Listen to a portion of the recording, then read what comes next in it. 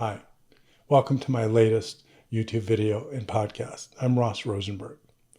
Today I'm going to talk about a concept, a term everyone has heard, but very few have applied to narcissistic codependent relationships. AKA codependency is what I have a rename for it, which is self-love deficit disorder, SLDD, and codependent is self-love deficient, or SLD. If you go and buy a car, you can expect a car salesman to be kind of slippery, manipulative. Some, try all sorts of different techniques, personality approaches, tricks in order to get you to buy a car, and definitely not to let you walk out the door until you have a signed contract and you have your new car keys in your hand. And they will do everything and anything. So I use the term car salesman as an analogous term for pathological narcissist. But here's my disclaimer first. My disclaimer goes out to all car salesmen that are neither pathologically narcissistic, dishonest, or manipulative, because I know there are some. Okay, let me proceed. The term bait and switch, of course, it is derived from a fishing term. You put a worm on to get the fish, but you don't have a lot of worms. So just when the fish are coming close, this is just a saying, you would take the worm off and put something less yummy and the fish would bite. And boy, would that fish be disappointed. So the term bait and switch, of course, is not used for fishing.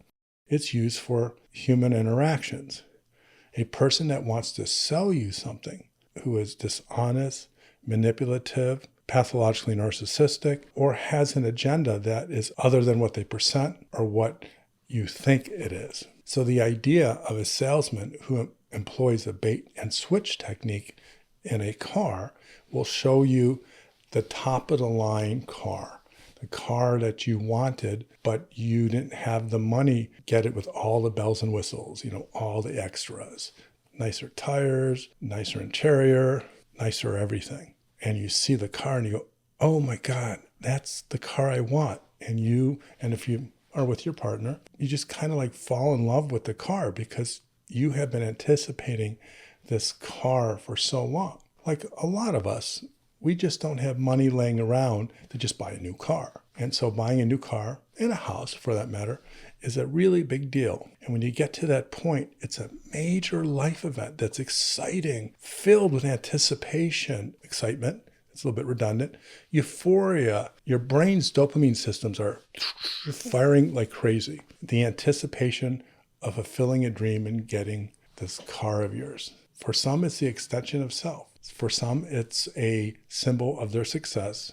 And for others, they use it in order to drive, to go places, but they want to do it in style and good looks. So you go in, you ask to see this car you want, and he shows you the one with all the bells and whistles. But the price difference between the car that you want to buy that you researched on the internet is $30,000. But the car with the bells and whistles is $39,000. And that $9,000 is almost 25% more than you wanted to pay and you can afford. But the salesman manipulates your emotions, your thinking, by showing you the bells and whistles and showing you before you guys talk about prices, go take it for a ride and you're driving and you smell the new leather and you feel that comfort of a new car. It's just magical. That is a part of the bait and switch trick. Get you in front of a car, get you excited, and then shows you all these cool things that the car can do, the bells and whistles, the extra electronics, the stereo, the sound, lights, and everything. And it just really builds up excitement. Dopamine system are just now increased. And you get back to the showroom and you sit down and you say, well, how much will that cost? And the salesman will say, well, that's about $39,000, $40,000. But you'll say to the salesman, or you'll think it if you're a codependent or an SLD, what the heck? I came in and told him I want that car and I have $30,000 to spend. Why all of a sudden is it now almost $40,000? But if you're a codependent, you'll be afraid to say something because salesmen are tricky. They think on their feet. They can come up with excuses and reasons and even blame you. So you either don't say anything or you do and you get beaten back And ultimately, you are talked into financing a car that is 25 to 30% more than you thought you can afford.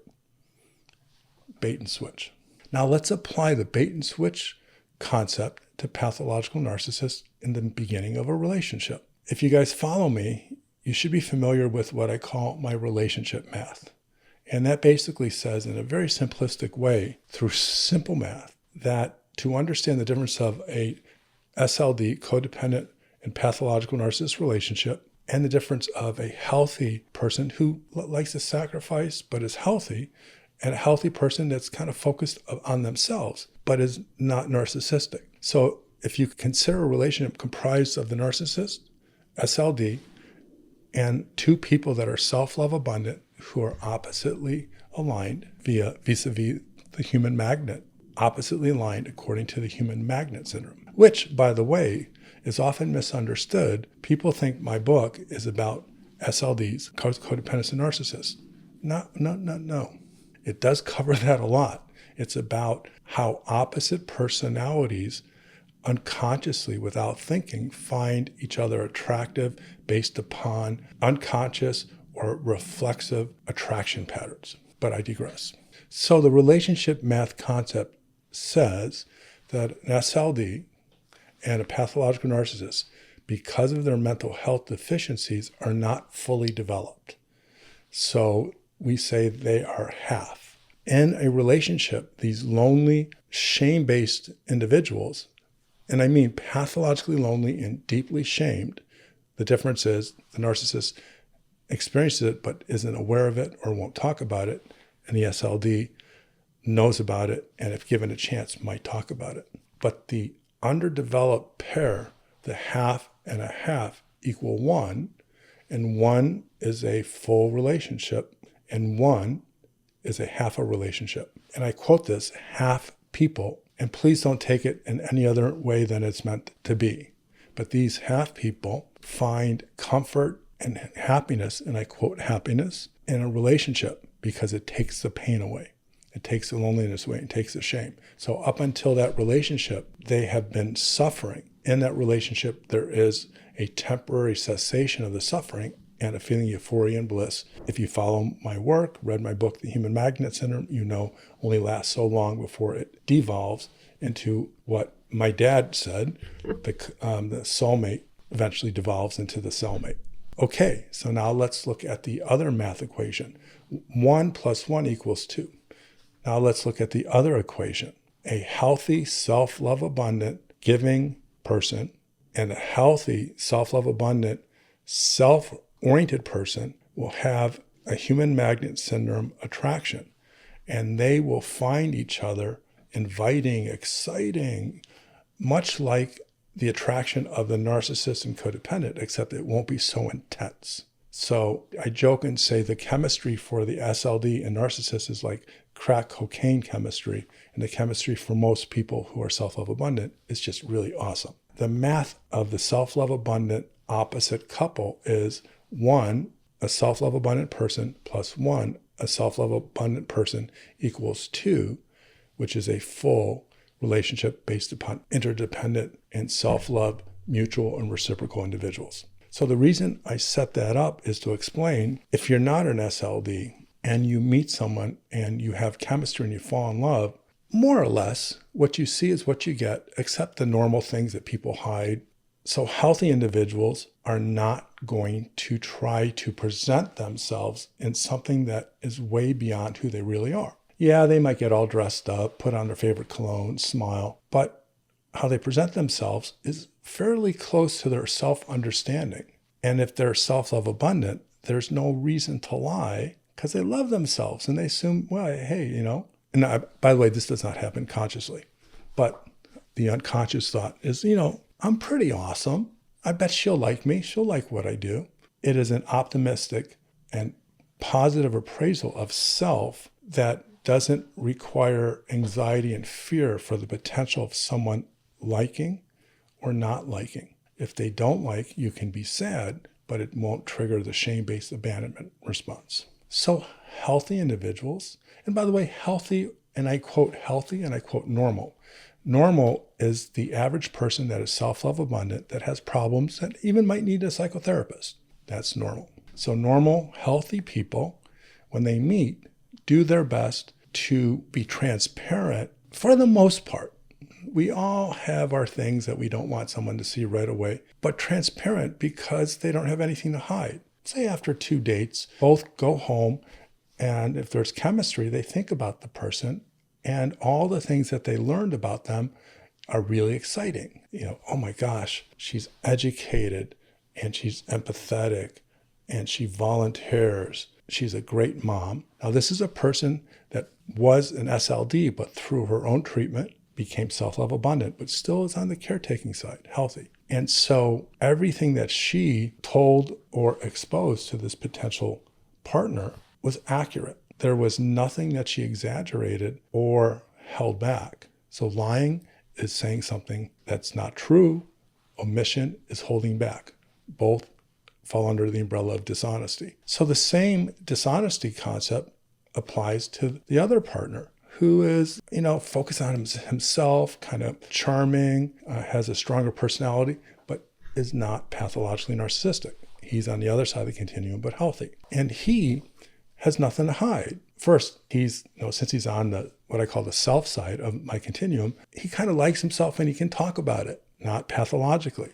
But what he says is true, at least his understanding of true. He does not overinflate it. He doesn't exaggerate it. He does not make things up. There is no switch. There's no baiting and there is no switching. And so the self-love abundant person who is on the other side, healthy, potentially will fall in love, or at least have a lot of infatuation and start to fall in love with the man she met, who she believes is exactly how he's appeared, what he said previously, and what he continues to say. So now let's look at the bait and switch trick used by pathological narcissists. I want to remind people, because the internet is rife with so much information about narcissism that is espoused, presented by people who are not mental health clinicians. Therefore, they make things up, make up words, they categorize things incorrectly.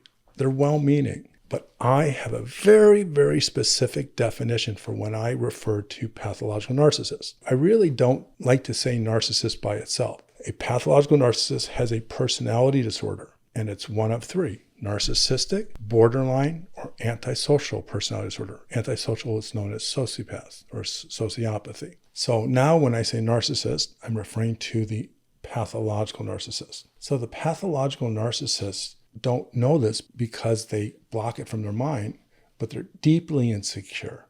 They're deeply afraid of rejection. They are terrified of abandonment. They can't get to that and bring it into their conscious mind because of the nature of the trauma that created it. I talk about this in my book, The Genesis or the Beginning, or the making of codependent or an SLD and a narcissist, and the type of childhood they had. Well, the narcissist had an exponentially worse, more traumatic childhood, one in which required the brain to disassociate and move the trauma and move it offline so they can't remember it. So that explains why narcissists aren't aware of their deeper insecurities. But because it's disassociated and placed another side, another part of the brain, all of the emotional and interpersonal impact remains without the memory. Kind of like PTSD.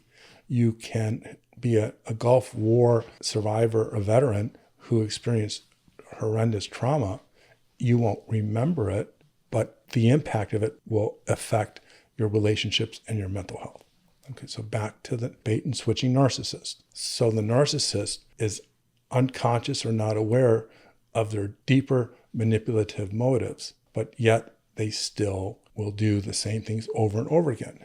They will misrepresent themselves. They will represent what they want the other person to see so that they can get what they so desperately need: love, companionship, sex, all the basics that all of us want and need. But the narcissist, because of the repressed or disassociated core shame, loneliness, presents themselves as a version bigger than they really are. So if you have narcissistic personality disorder, you're not necessarily lying or making things up. You actually believe you're bigger, better, more likable, more handsome, more beautiful, better at this, better at that than everyone else. Of course, you don't know that you're really not and that you're making it up. The person with borderline personality disorder falls in love, loves their partner, but the love that they have is shallow and very unstable. Should that partner do anything that should make them feel abandoned, whether it's real or imagined, they go and attack and almost try to destroy the person they love the most. And then that cycles back and they realize they love them. The person with BPD presents a wonderful, beautiful, loving side, but they certainly don't present the side that if you trigger them, they're going to want to really hurt you bad. And the last pathological narcissist type, the sociopath, the someone with antisocial personality disorder, they know what they're doing. They're the con men, the con women. They are consciously deceitful. They get what they want and what they need by being something that they believe the partner wants, needs, or is attracted to. So they create a persona, a personality type, a look that is endearing, that provokes the vulnerable SLD to fall in love with them. And of course, they're really not that person. So eventually their mask will fall off, or someone will take off their mask, and then their real, true, malignant self is exposed. So now we're going to talk about pathological narcissists by using the bait and switch concept. I just wanted to bring up those 3 personality disorders so that you understood how the bait and switch is different with each version of pathological narcissism. What they all have in common is they present something that is perceived as beautiful, likable, desirable.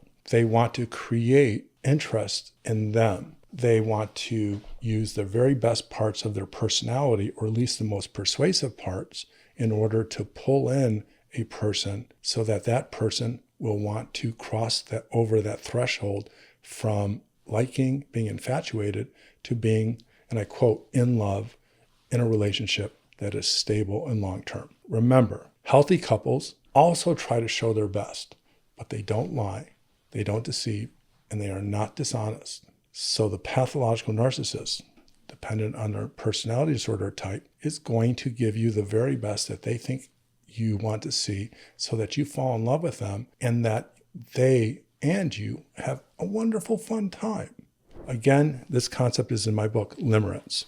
So Limerance is the process that is developed through evolution, that when we meet someone that we have chemistry with, we, and I quote this, fall in love, and we experience intense euphoria, joy. You can't sleep, you can't eat, you crave them, you want to be with them. Limerance is normal, but the limerance, and as I say this tongue in cheek, and I quote this, limerance on crack is the limerance experience between the SLD and the pathological narcissist. They both are desperately lonely and desperately deal with core shame. And the only way for that to go away is to be in a relationship. So the half and half equal 1, and 1 is a half a relationship. So in that limerance, the narcissist, unless they're a sociopath or have ASPD, they are actually being honest. They're having fun.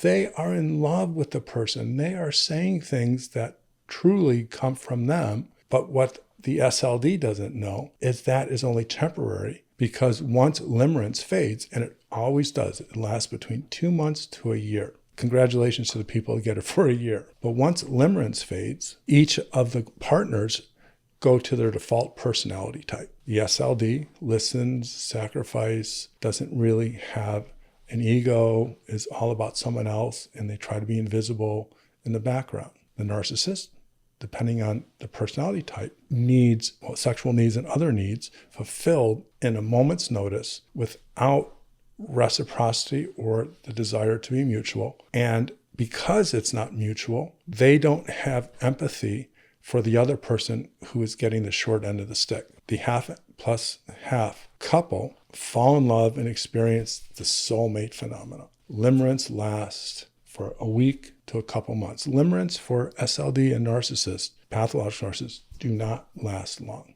And the limerance fades, and then the normal process of becoming your default self comes forward. The narcissist, then you find out the narcissist isn't what they said they were. See, in the beginning of the relationship, from when you met them to the limerance experience, they have been putting delicious bait on that hook. They have been showing you wonderful things about themselves that, depending on their personality disorder, they actually believe, or they are consciously trying to trick you because they want you to like them.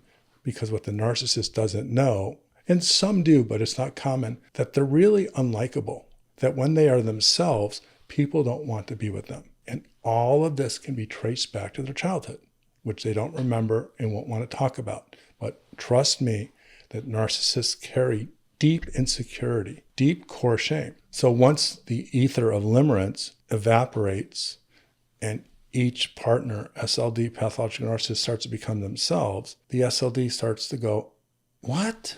You didn't tell me that. Why are you yelling at me? What's going on here? Why are you not around? Why are you not telling me you love me? Why are you telling me I need to lose weight? Why, never positive? She's an SLD, he's an SLD, so they might not say it if they're a passive SLD, but if they're an active SLD, they will. And of course, then you have the beginning conflict that happens in SLD narcissist relationships. So the bait and switch of the person with NPD essentially looks like their charming sex appeal, sweetness, lightheartedness starts to transform into a more self-focused, one-dimensional personality type that is all about their own needs. So if they are nice, it's because it's something they want. If they're not nice, it's because it's something they're not getting, and there's a consequence. So someone with narcissistic personality disorder, after limerence, starts to act selfish, self-centered, grandiose, entitled, and should they be confronted, they'll have a very negative, sharp reaction. We call that a narcissistic injury. And then they will project their anger, hatred, or shame.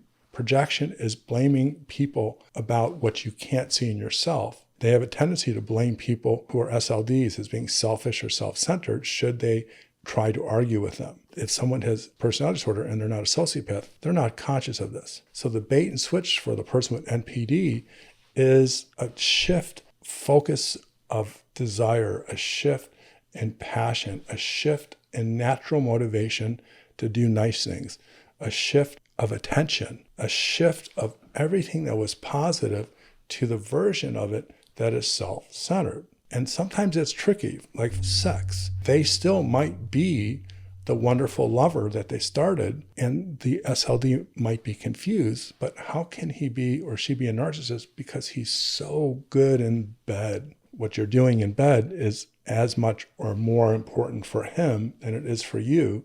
Or if he takes care of you or is attentive to you, that makes him feel better about himself. The bait and switch for someone with NPD is not conscious.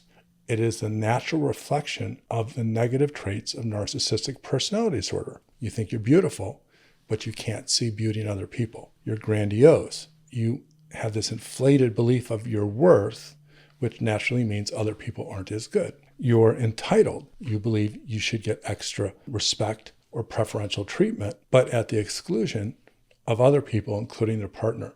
So I can go through all the traits of narcissistic personality disorder and explain what they're like as a positive for the narcissist and how the inverse of that is negative for the SLD or codependent. So that's the bait and switch for someone with narcissistic personality disorder. The bait and switch for someone with borderline personality disorder is usually more disturbing, and it comes about more quickly than the other two. You have the limerence, and the limerence is even deeper and more profoundly euphoric and lovely and pleasurable. It's the highest, most intense positive experience of limerence of all of the three personality disorders. But if something should happen and there's a perception of abandonment, or there is some form of abandonment, and let me be clear, real abandonment would be you talked about taking your boyfriend out for dinner and you find out that he has a work function that he can't get out of. Well, if you don't have borderline personality disorder, you're frustrated,